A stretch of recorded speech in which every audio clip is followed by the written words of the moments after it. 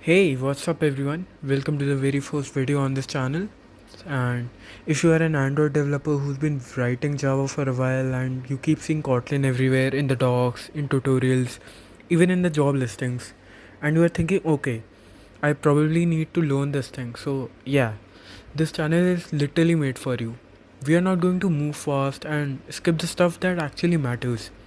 We are just going to sit down, open some code and figure it out together. So today we are covering the absolute fundamentals, like the basic thing, variables, types and control, so the building blocks of programming. So let's get into it.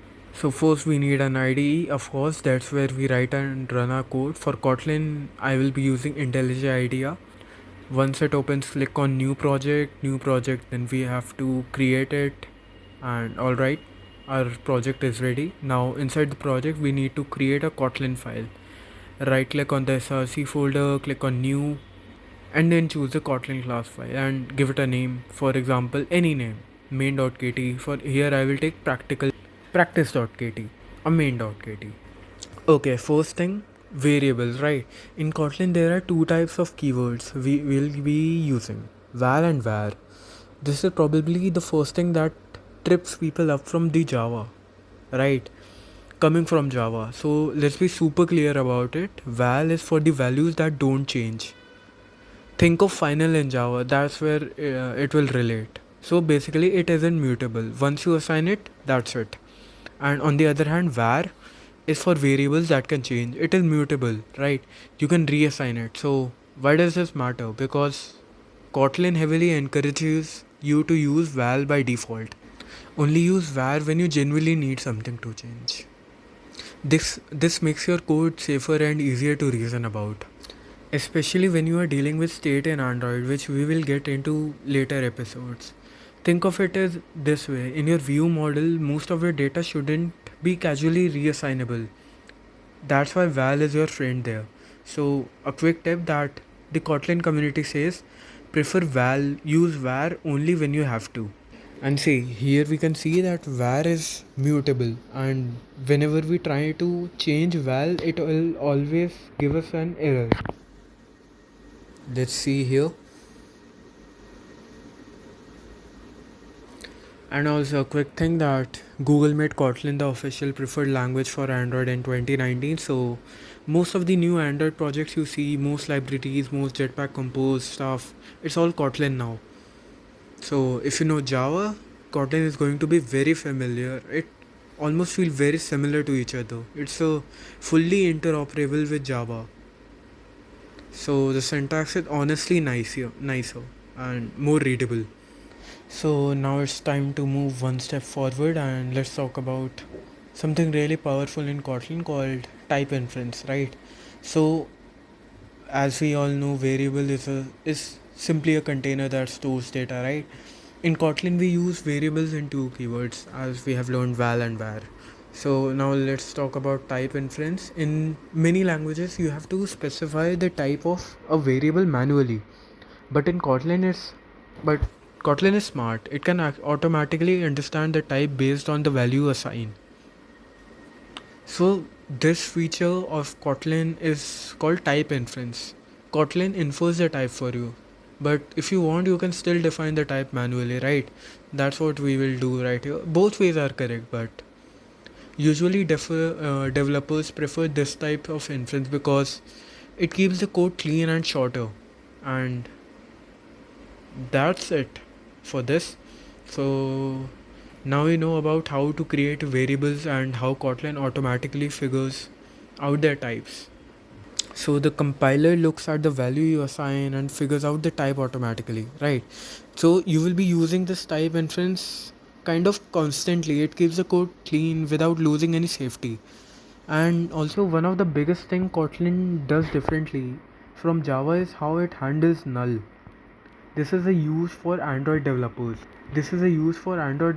Because null pointer exceptions are basically the enemy.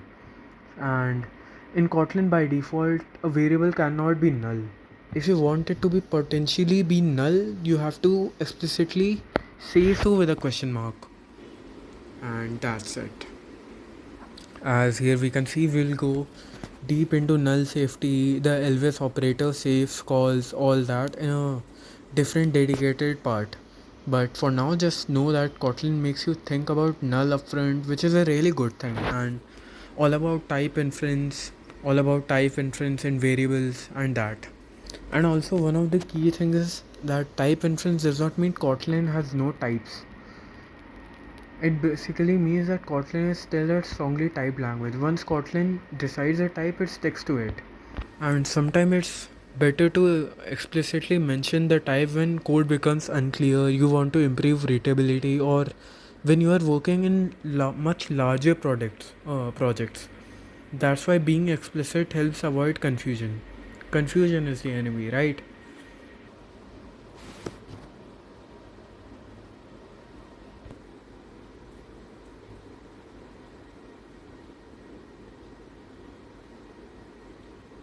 So let's learn about the if-else statements in Kotlin. This is what helps you program make decisions, just like we make decisions in real life, right? So that the same logic exists in coding. So let's jump into Kotlin, right? What is if else? So basically, if else lets you program run different blocks of code based on conditions. So basically, if something is true, then it will do this. If it will do based on the condition is given, right? And otherwise, it will do something else. So we will see the basic index. Here's how it looks in Kotlin. It is simple, right? And yeah. Now sometimes there are more than two possibilities, right? In that case, we will use something called as else if ladder.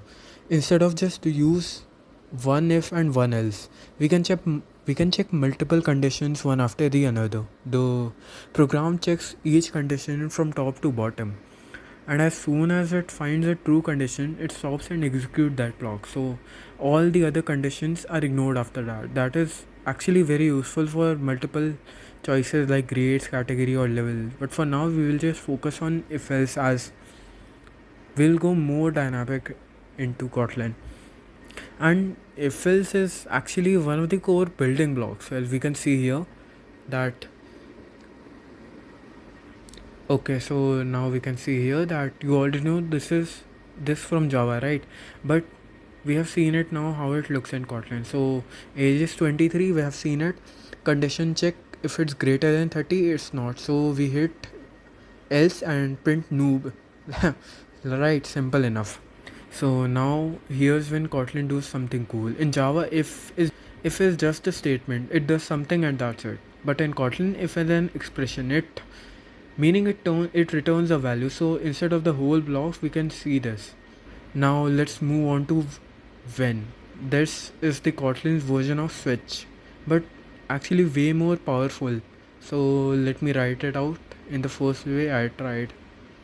And here we have fun main, val marks 58, val grades equals to when marks 90a, 80a. Here we are assigning the grades to these marks, and in else we have f. So println grades. Okay, right, we will do this.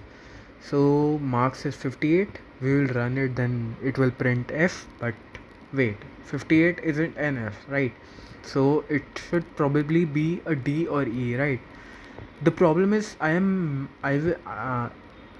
matching the exact values 90, 80, 70, but marks can be 88, 92, 76, anything. So this approach doesn't really work for grading. But we can fix this easily with ranges. We can also use when ranges. That's a fix, right? So instead of matching exact numbers, we will use ranges with the in keyword. Okay. So we will see this. Let's just complete this first.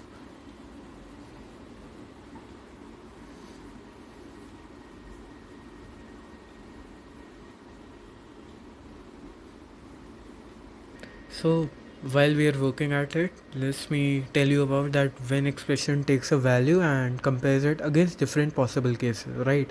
Then it goes case by case and finds the matching condition and then executes the block that relates with it and then stops. So now here we are done and we can see that, right? And instead of matching exact numbers, we will now use ranges with the in keyword. So we can do this. So we already know that when is used for decision making, it helps us check value, right? Multiple conditions. And now we'll be using in keyword to check the basic things. We will check the grades in here, right? So it basically answers this question, that is this value inside the range or collection. So instead of checking exact matches, we can check groups. That is what the biggest advantage of in keyword in using when. So here we will categorize the grades, and now marks is 88 and it falls in the 80 to 90 range, so it prints B correctly, right? The in 80 to 90 syntax means that is this value somewhere between 80 and 90, right? Inclusive, right? So Kotlin's ranges are super clean and you will see them everywhere, in loops, in when expressions, in collection filtering. So no more headaches should be there while comparing. So this is the right way to do it, actually, using when in the in keyword. And why this is powerful, because without in you would need to write multiple comparisons like marks is greater than equal to 90 and marks is less than equal to 100. But with in you can simply treat it as a single readable condition, so your code becomes cleaner, shorter and easier to understand, right? We can also use using in with multiple collections, but we will focus for now with when and in keyword, right?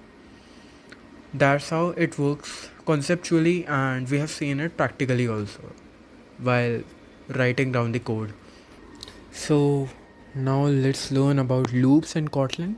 Loops are what allows your program to repeat actions automatically, right? Let's see that. Instead of writing the same code again and again, think of it like this. If you want to print numbers from 1 to 100, like, you don't manually write 100 print statement, you use loops. So let's break it into two main parts, for loop and while loop. So let's see, for loop is a range concept, right? Let's start with for loop because it is the most commonly used loop in Kotlin. The for loop is mainly used when you already know the range or number of times you want to repeat something, right? In Kotlin, we often use a concept called a range. A range is simply a sequence of values between two numbers. For example, 5 to 23 here we have taken. So when we write a loop using a range, Kotlin goes through heavy number one by one. Now conceptually what happens is Kotlin starts from the first number, goes step by step and stops at the last number.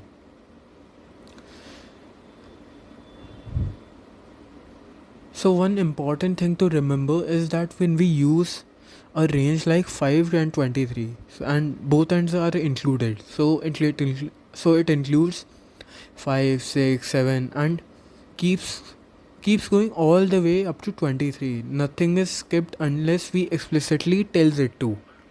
Now let's understand loop variable scope, right? Now here's something important to understand conceptually, that in a for loop we use a temporary variable that represent each value in the range, right?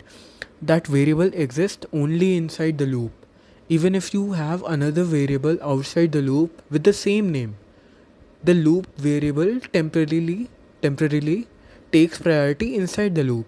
This is called variable shadowing, but as a beginner the main idea is simple, that loop variable works only inside the loop, right? This is what we should know, and outside variables are not affected. To avoid confusion, we developers usually use different names, and then we use step in for loop. Now let's make loops more powerful using something called step. By default a loop increases by 1 each time, right? But what if we don't want any number? What if we just want to skip values? Now that's where step comes in. So step controls how much we jump in each iteration. So instead of going 1 2 3 4 5, we can go 1 3 5 7 here, right? As we can see, this is very useful when you don't want to skip items. You are actually processing alternate values. You are just working with patterns or grids. So step gives us control over how fast or slow the loop moves actually. And let's move on to while loop, right? It's a condition based loop. We all know that, right? Unlike the for loop, the while loop is used when you don't know how many times the loop will run actually. And here's the most important concept, that for a while loop to work correctly, something inside the loop must change over time. Otherwise, the condition will never become false and the loop will run forever. Basically, actually, the true loop. That's why we need changing values like a counter. So, we initialize a value, check condition, and change values inside loop and repeat until the condition become false, as we can see here. So the key difference now we should know is between for and while are that we use for loop when you know the range or the number of iterations that will be needed, and we use while loop when you only need and when you only know the condition, not the exact count. So for loop is basically a predictable repetition and while loop is a condition based repetition, right? And that's a wrap on episode 1, right? For part 1 we have covered a lot today: val versus var, Kotlin's type system and type inference, a first look at a null safety and control flow with if, when and loops. If you are coming from Java, hopefully this felt approachable. The concepts aren't alien, it's mostly about getting comfortable with Kotlin's cleaner syntax. In the next part, we are going to talk about functions in Kotlin, default parameters, named arguments, single expression functions, all that stuff that makes Kotlin so concise to write, right? If this was useful, drop a like. It genuinely helps the channel. Subscribe if you want to follow along with the series, and if you have any questions, then drop them in the comments. I will read everything. See you in the next one. Goodbye.